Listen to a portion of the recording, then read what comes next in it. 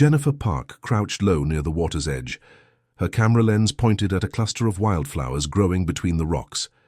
The morning light was perfect. Golden rays filtered through the canopy above, creating the kind of natural spotlight that photographers spend hours waiting for. She adjusted her position, trying to find the exact angle that would make the composition work. Her knee pressed into the damp soil. Cold water from the creek soaked through her jeans. She didn't care. This shot needed to be perfect. Her bank account showed $347. Rent was due in 11 days. The photography gig that was supposed to pay her $2,000 had fallen through 3 days ago when the client decided to go with someone cheaper. Jennifer had been freelancing for 6 years, and every single month felt like walking a tightrope. One bad month could spiral into eviction. One missed payment could mean losing her car. And without a car, she couldn't get to locations like this one. Without locations, there were no photos. Without photos, there was no income. She pressed the shutter button. The camera clicked. She checked the image on the small screen. Close, but not quite right. The light was shifting. She had maybe 20 more minutes before the sun climbed too high and ruined everything. Jennifer stood up, brushing dirt from her knees. She needed a lower perspective, something that would make the viewer feel like they were right there in the creek bed with the flowers. She walked 3 steps upstream, scanning the ground for a better position. That's when she saw it. Something was catching the light near the water, a glint, sharp and clear, different from the way wet rocks reflected sunlight. Jennifer stopped moving. She stared at the spot for several seconds, trying to understand what she was looking at. It was partially buried in gravel and sand, right where the creek had carved into the bank. The recent storms had been brutal. Heavy rain for 5 straight days. The water level had risen dramatically and then dropped just as fast, tearing away soil and exposing new layers of earth. Jennifer stepped closer. The object was about the size of a large grape. Irregular shape, translucent. It sat among ordinary pebbles and mud, but it didn't look ordinary. She knelt down and reached for it, her fingers closing around the object. It was heavier than she expected. Cold, hard. She lifted it from the gravel and held it up to the light.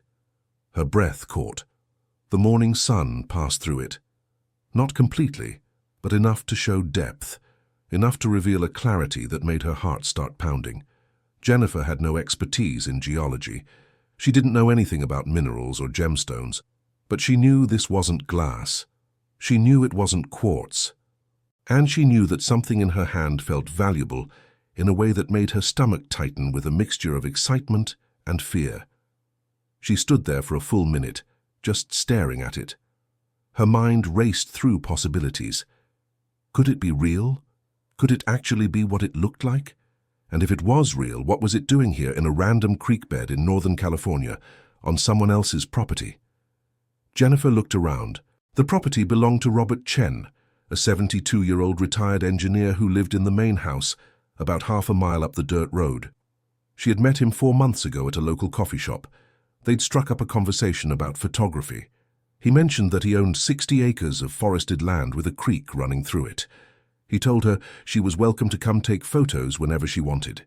He seemed lonely, happy to have someone appreciate his property. He never asked for money, never set restrictions, just told her to enjoy the land and be respectful. She had come here 9 times since then.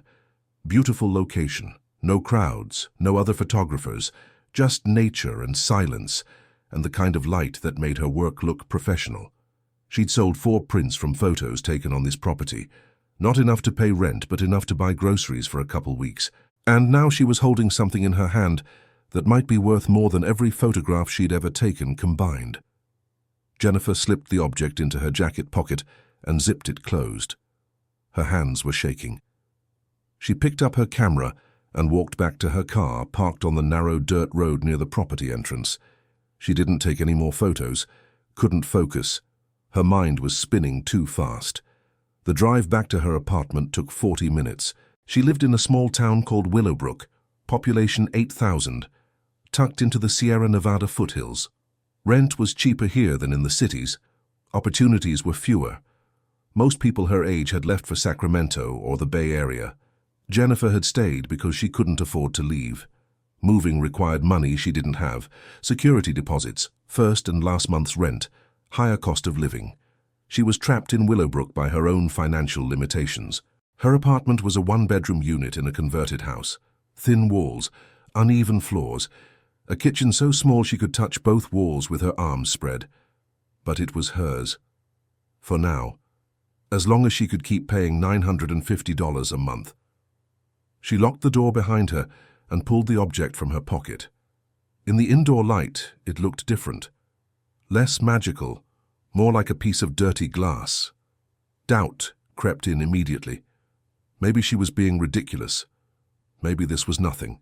Maybe her desperation for money was making her see things that weren't there. Jennifer set it on her kitchen table and opened her laptop. She searched for images of raw diamonds, uncut, unpolished, the way they looked when pulled from the earth.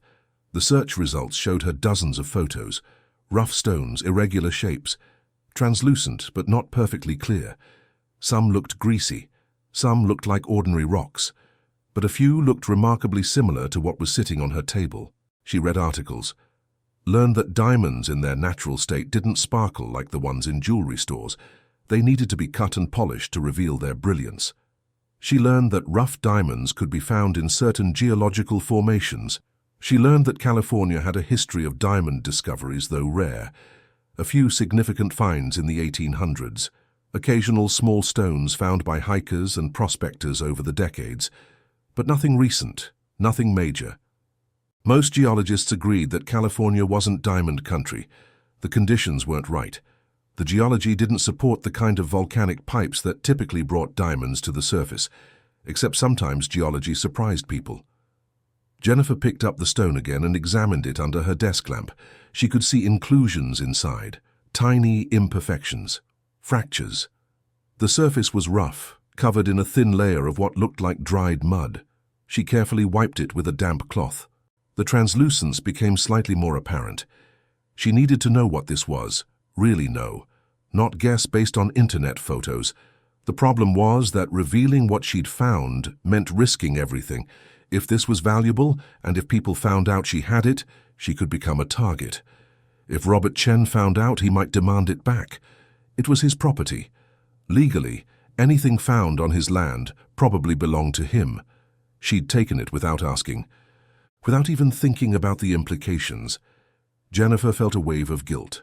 Robert had been kind to her, generous, and she'd just pocketed something that might be worth a fortune without saying a word. But she also knew that if she told him right away, before knowing the value, she might lose any chance of benefiting from this discovery. Robert was old. He had family, adult children who would probably get involved, lawyers, people who understood how to handle valuable assets. Jennifer would be pushed aside, thanked politely and sent on her way with nothing. She needed information first, needed to understand what she was dealing with. Then she could make decisions. The next morning, Jennifer drove 2 hours to Sacramento. She'd found a gemologist online, a certified professional with good reviews and a small office in a strip mall.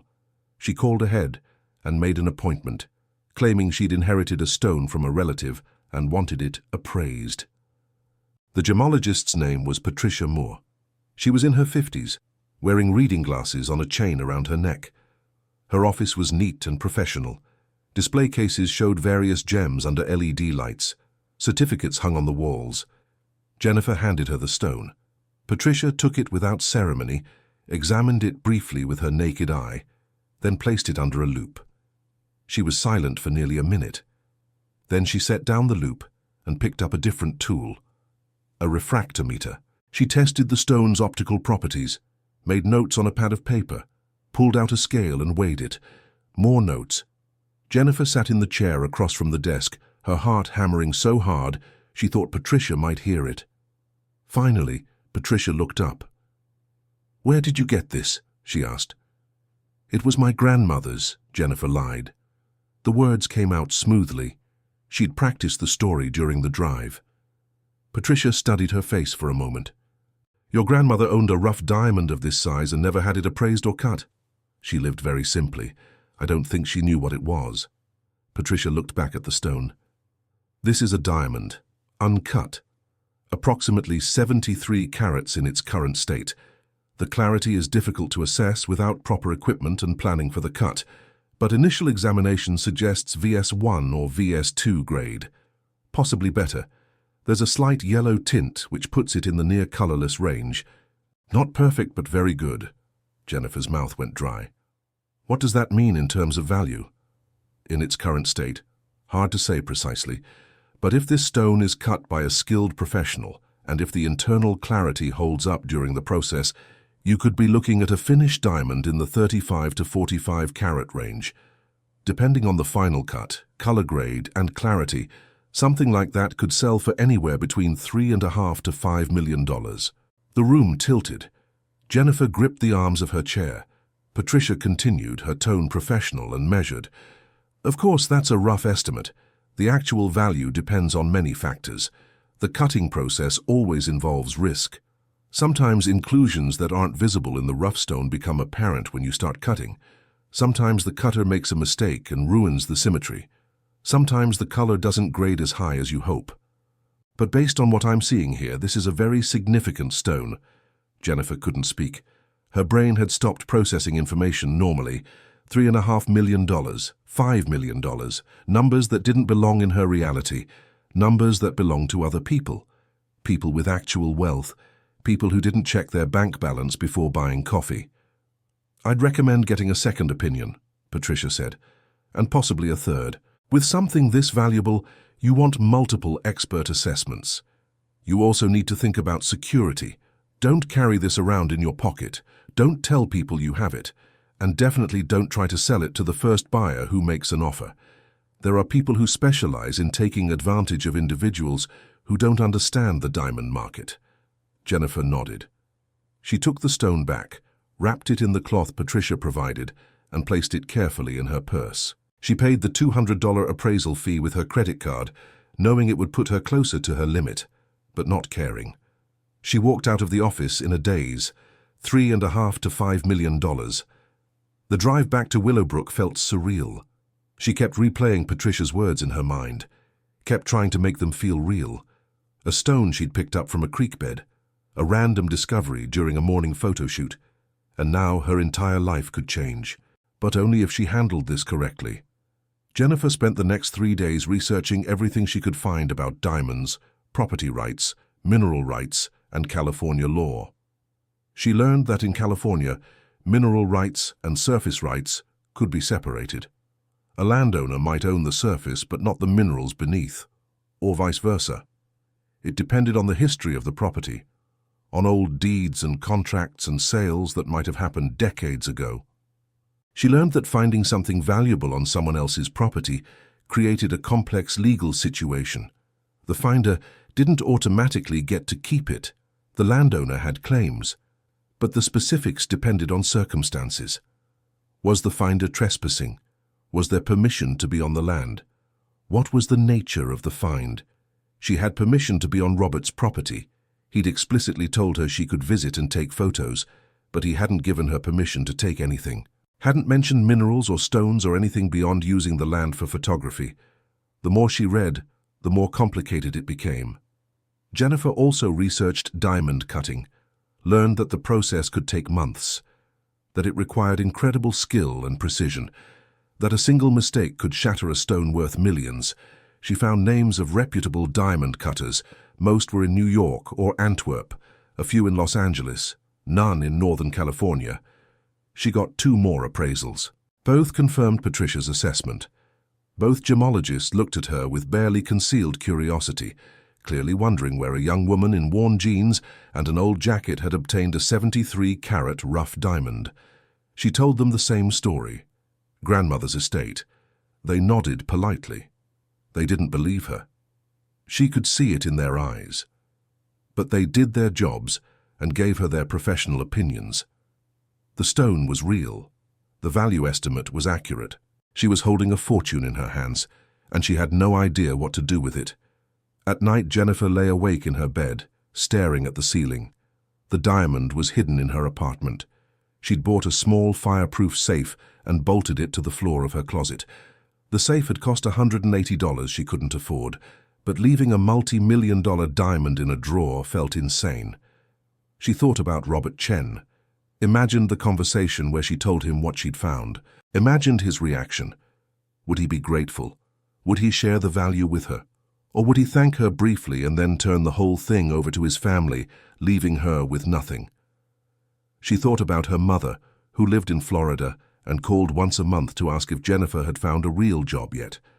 Her father, who'd passed away when she was 19, her student loans still sitting at $42,000 despite years of minimum payments, her car which needed new brakes and a timing belt, her credit card debt, her complete lack of savings, her entire financial life, which felt like a constant state of emergency. This diamond could solve everything, could give her breathing room, could let her actually build something instead of just surviving month to month. But it wasn't hers. The ethical weight of that fact sat on her chest like a stone. 2 weeks after finding the diamond, Jennifer drove back to Robert Chen's property. She didn't bring her camera this time, just herself and a decision she still wasn't entirely sure about. Robert's house was a modest, single-story, ranch-style home with a wraparound porch. His truck was parked in the gravel driveway. She knocked on the front door and waited. He answered after a moment, his face breaking into a smile when he saw her. "Jennifer, good to see you. Haven't seen you around lately. Come in, come in." His home was neat and comfortable. Photos of his family covered the walls. 2 adult sons, grandchildren, his late wife who'd passed away 6 years ago. He offered her tea. She accepted. They sat in his living room, and she tried to figure out how to start the conversation. "Robert," she finally said, "I need to tell you about something I found on your property." His expression shifted to curiosity. "Oh, what's that?" She pulled out a small box from her bag and opened it. The diamond sat on a piece of velvet cloth. In the light from Robert's living room window, it didn't look particularly impressive. Just a translucent, irregular stone. "I found this in the creek bed 2 weeks ago," she said. "I had it appraised. It's a diamond, a large one. The gemologists I spoke with estimated it could be worth somewhere between $3.5 and $5 million after it's cut." Robert stared at the stone, then at her, then back at the stone. He reached out slowly and picked it up, holding it the way someone might hold a fragile egg. "A diamond," he repeated, "from my creek." "Yes." He was silent for a long time. Jennifer waited, her heart pounding. "You brought it back to me," he said finally. "You had it appraised, you knew what it was worth, and you brought it back." "It's your property," Jennifer said. "Legally, I think it belongs to you. I wanted to do the right thing." Robert looked at her with an expression she couldn't quite read. Surprise, certainly. Maybe respect. Maybe something else. "You're in a tough spot financially," he said. It wasn't a question. He'd noticed. Their previous conversations had included enough details about her struggling freelance career that he'd clearly pieced together her situation. "I am," she admitted, "but that doesn't change who owns this." He set the diamond down on the coffee table between them. "Tell me exactly what the appraiser said. I want to hear everything." Jennifer spent the next 20 minutes walking him through the details, the appraisals, the estimated carat weight after cutting, the clarity and color grades, the market value, the process of finding a reputable cutter, the risks involved. Robert listened carefully, asking occasional questions. When she finished, he sat back in his chair and was quiet for several minutes. "I'm 72 years old," he said eventually. "My wife is gone. My sons are both successful. They don't need money from me. I've got a pension, Social Security, and enough savings to live comfortably until I die. This property has been in my family since 1953. My father bought it for almost nothing, used it as a weekend retreat. I inherited it 30 years ago. Never did much with it. Just enjoyed having the space." He picked up the diamond again. "I had no idea this was here. Would never have found it. Probably would have died without ever knowing it existed." He looked at Jennifer. "You found it. You could have kept it. Could have sold it quietly and I never would have known. But you came here and told me the truth." "I couldn't keep something that wasn't mine," Jennifer said. "A lot of people would disagree with you on that." Robert smiled slightly. My sons are going to think I'm crazy for what I'm about to say. Jennifer's breath caught. I want to split this with you, Robert said. 50-50. You found it. You had the integrity to bring it to me, and frankly, you need the money more than I do. We'll sell it together, handle everything properly, pay whatever taxes we need to pay, and we'll split what's left down the middle. Jennifer felt tears prick her eyes. Robert, you don't have to. I know I don't have to, he interrupted gently. I want to. But there's something we need to handle first. We need to make sure this sale is done right. We need lawyers. We need to verify the ownership situation. We need to make sure there aren't any old claims on mineral rights that could complicate things. And we need to find the right buyer. This isn't something we can rush. Over the next 3 months, Jennifer and Robert worked together to navigate the complex process of selling the diamond. They hired a lawyer who specialized in mineral rights and property law. The attorney conducted a thorough title search and confirmed that Robert owned both surface and mineral rights to his property. No previous sales had separated them. No mining claims had ever been filed on the land. The diamond legally belonged to him. They hired a second lawyer to handle the sale itself, found a reputable diamond dealer in Los Angeles who specialized in large, high-value stones. The dealer examined the diamond and confirmed the previous appraisals. He recommended a specific diamond cutter in Antwerp, Belgium, a master craftsman with 40 years of experience. The cutting process took 4 months. The rough stone was analyzed extensively before any cuts were made. Computer modeling helped determine the optimal cutting plan. The goal was to maximize value while preserving as much carat weight as possible. During those 4 months, Jennifer continued her photography work. She paid her rent. She fixed her car. She didn't tell anyone about the diamond. Robert asked her to keep it confidential until the sale was complete, and she agreed. The fewer people who knew, the better. The finished diamond was 38.7 carats, emerald cut, D color grade, VVS1 clarity, nearly flawless. The cutter had done exceptional work. The dealer presented it to several potential buyers, private collectors, investment firms, a jewelry house in Dubai. The bidding was competitive. The final sale price was $4.8 million. After legal fees, taxes, the dealer's commission and other expenses, the net amount was $3.1 million. Jennifer's half was $1.55 million. The money hit her bank account on a Tuesday morning in November. She sat in her apartment and stared at her phone, looking at the balance, refreshed the banking app 3 times to make sure it was real. $1,550,000. She started crying, couldn't help it, just sat there at her kitchen table and cried. The first thing she did was pay off her student loans, all $42,000, watched the balance go to zero, and felt a weight lift from her shoulders that she'd been carrying for nearly a decade. She paid off her credit cards, paid 3 months of rent in advance, took her car to a mechanic and told him to fix everything that needed fixing, bought new camera equipment, professional grade, the kind she'd been dreaming about for years. She put a significant portion into investments, worked with a financial advisor to create a diversified portfolio, set up a retirement account, established an emergency fund that could cover 2 years of living expenses. She didn't buy a mansion, didn't buy a sports car, didn't go on an extravagant vacation. Those things didn't matter to her. What mattered was security, the ability to breathe without constant financial pressure, the freedom to make choices based on what she wanted rather than what she could afford. Jennifer upgraded to a better apartment, 2 bedrooms, one she converted into a photography studio and office, better lighting, more space, still in Willowbrook because she'd grown to like the small town. Plus, the cost of living was reasonable, which meant her money would last longer. She started taking photography projects based on interest rather than payment. If something paid well but didn't excite her creatively, she could turn it down. If something paid poorly but offered amazing creative opportunity, she could say yes.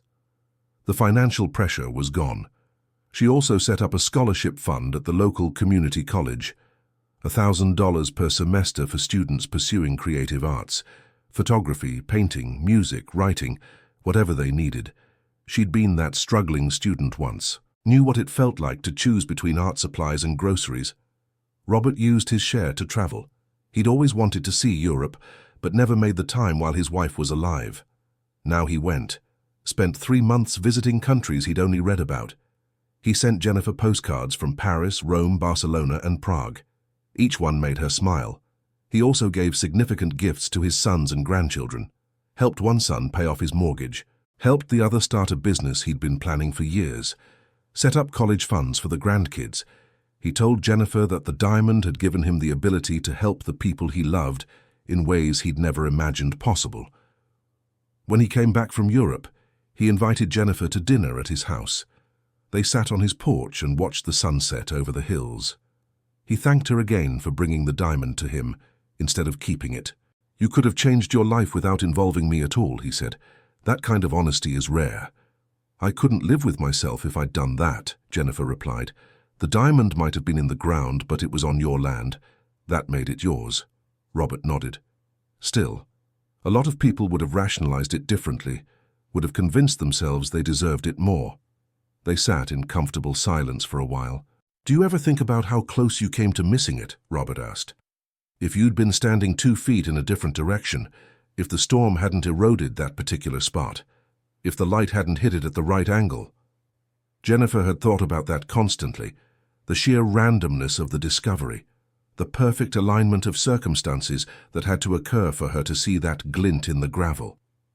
"All the time," she said, "it feels impossible, like it shouldn't have happened." "But it did happen," Robert said. "And I think there's something worth remembering in that. Valuable things can sit hidden for decades, right beneath our feet, unnoticed, waiting. Most of the time we walk right past them, but every once in a while, conditions align, someone pays attention, someone looks at the right moment in the right place, and everything changes." Jennifer thought about that conversation often in the months that followed, about attention and timing, and the way valuable things could remain invisible until circumstances revealed them. She returned to Robert's property occasionally, always with permission, always with her camera. She never found another diamond. Didn't expect to. That kind of discovery was a once-in-a-lifetime event, maybe a once-in-several-lifetimes event. But she did find other things, beautiful compositions, perfect light, moments of stillness. Her photography improved dramatically once the financial stress lifted. She could focus on the craft itself rather than constantly worrying about paying bills. Her work became more thoughtful, more intentional. She started selling prints through a gallery in Sacramento. Her reputation grew. People began seeking out her work specifically. She raised her prices, started booking commercial clients who paid well and respected her artistic vision.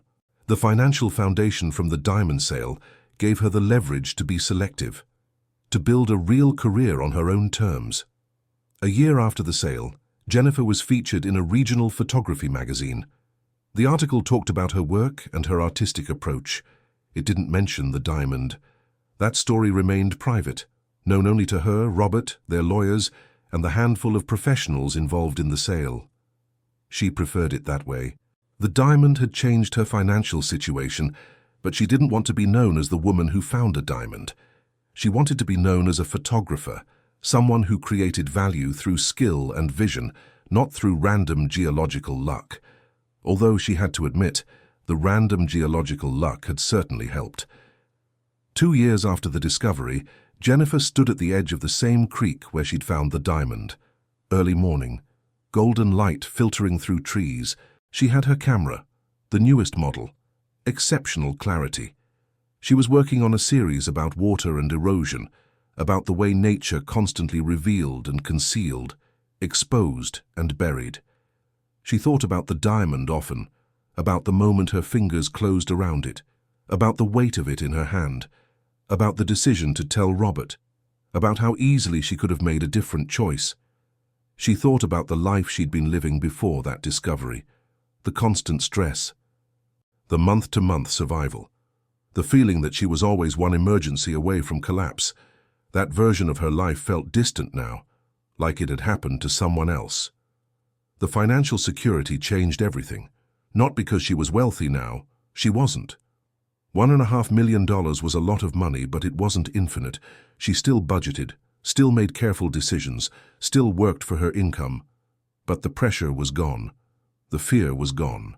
The constant low-level panic about money had evaporated, and in its absence, she'd discovered something she hadn't fully understood before. Creativity required space, required the mental freedom to take risks and make mistakes and pursue ideas that might not work out.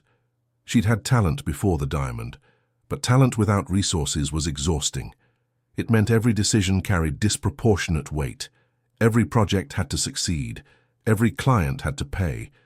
There was no room for experimentation or growth or failure. Now there was room, and her work had become what she'd always hoped it could be. Jennifer crouched near the water and adjusted her camera settings. She composed a shot, the water flowing over stones, the way light played on the surface, the endless movement. She pressed the shutter. She didn't expect to find another diamond. Didn't need to. The first one had already given her everything she needed.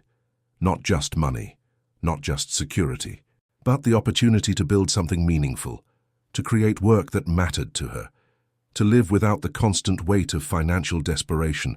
The creek kept flowing, the water kept moving. Somewhere beneath the surface, beneath the gravel and sand, other things waited, other secrets, other possibilities. Most would never be found. Most would remain hidden forever. But that was okay. Some discoveries were enough to last a lifetime. Jennifer stood up and walked along the bank, looking for her next composition. The morning stretched ahead of her, full of light and potential. She had time, she had space, she had the freedom to create, and it all started with a single moment of attention, a glint in the gravel, a decision to look closer. That's what valuable discoveries required. Not luck, though luck certainly helped, but attention, the willingness to notice what others missed, the courage to investigate what seemed unusual, and perhaps most importantly, the integrity to handle the discovery with honesty. She'd done all three, and her life had transformed because of it. The sun climbed higher. Jennifer kept shooting. The camera clicked, the water flowed, and somewhere in the intersection of light and attention and time, something beautiful emerged.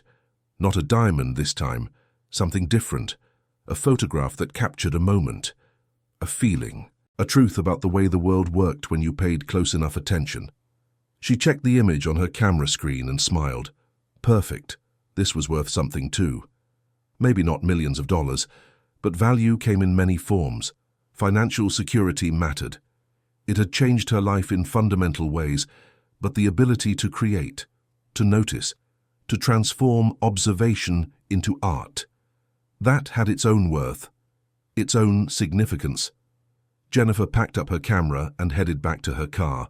She had editing to do, prints to prepare, a gallery showing coming up in 3 weeks, real work, work she loved, work she could actually focus on now that money wasn't a constant source of anxiety.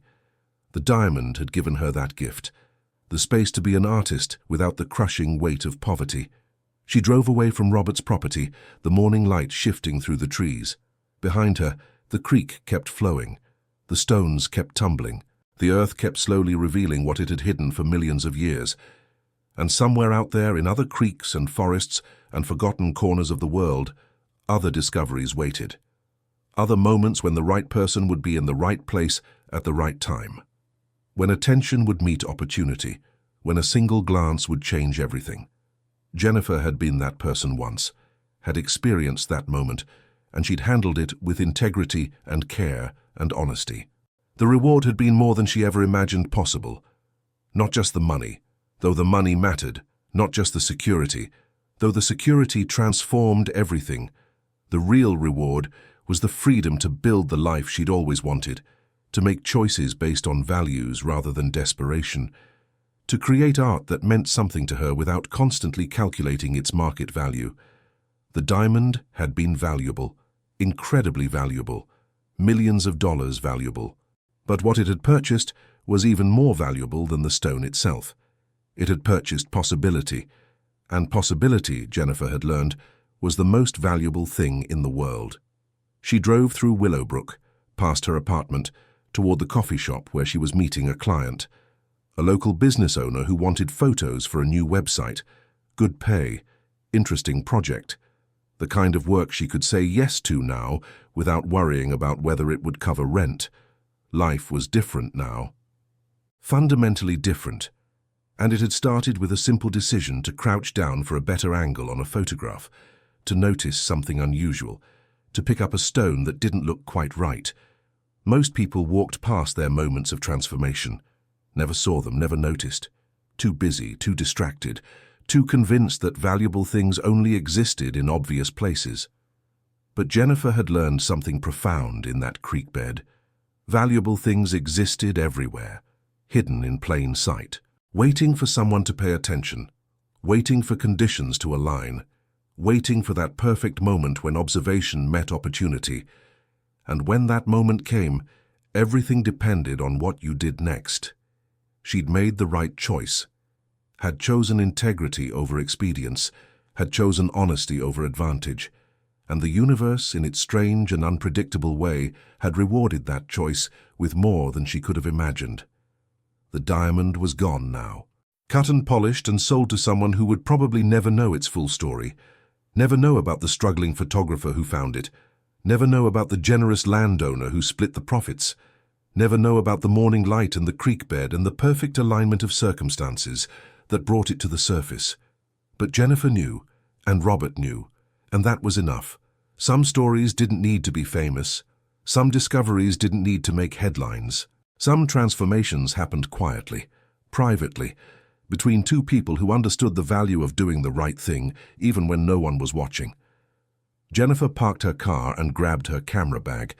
She had work to do, a life to live, art to create, all made possible by a single moment of attention on an ordinary morning in an unremarkable creek. The world was full of hidden value. You just had to be willing to notice it. And when you found it, you had to be brave enough to handle it with integrity. That combination, Jennifer had learned, was rarer than any diamond and infinitely more valuable. If you enjoyed this story and want to hear more incredible discoveries that changed ordinary lives forever, make sure to subscribe to Fortune Beneath. Hit that like button and share this video with someone who believes that life-changing moments can happen anywhere, at any time. Because sometimes the difference between struggle and success is nothing more than being in the right place, paying attention, and having the courage to do what's right. Thanks for watching, and I'll see you in the next one.